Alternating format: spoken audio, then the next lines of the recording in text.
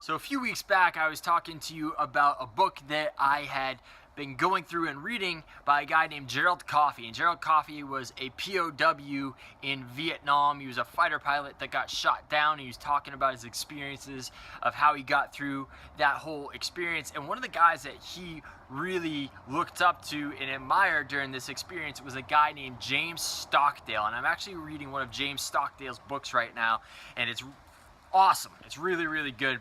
And Stockdale was saying that what made the difference between the guys that were able to get out and the guys that really suffered or ended up dying in these camps was that they looked at things for what they were. They didn't sugarcoat things. So for one, Stockdale, when he got ejected out of his plane, he knew he had about 30 seconds between when he got ejected and he was going to hit the ground, and he looked out over Vietnam. He said, you know what? I'm going to be here for the next 5 years, and this is going to be tough. It's going to be really tough to get through this, but we'll get through it. And he found that the guys that were like, okay, we're going to get out in the next 90 days, or we're going to get out by Easter or Christmas or whatever it may be, he said the guys that did that and then didn't end up getting out by those dates just started to feel crushed by it, right? And they ended up just succumbing to the pressure and everything else and the torture and all the other horrible things that they were going through. And a lot of it was because they kept sugarcoating things. They're like, oh,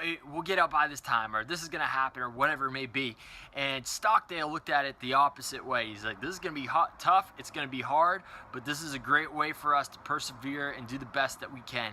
And because of that attitude, he was able to really help to galvanize the guys together and do the best. And he was a big believer in the Stoic philosophies out there as well, and he'd studied a lot of that in college. That helped him get through things as well. So I'll be sharing some of the other things that Stockdale talks about, but I want to share that with you because in sales, a lot of the time, people can sugarcoat things. They're like, oh, it's going to be fine, everything's going to be all good. No, you need to look at the hard things and prepare for things to actually go wrong, right? And look at the tough stuff and take it on, because it's going to ultimately help you do your job better and help you be more mentally prepared so you can go out there and do things at the top level. So this is Kerry Sullivan with our howtokickassinsales.com tip of the day, and I'll see you in the next one. Bye-bye.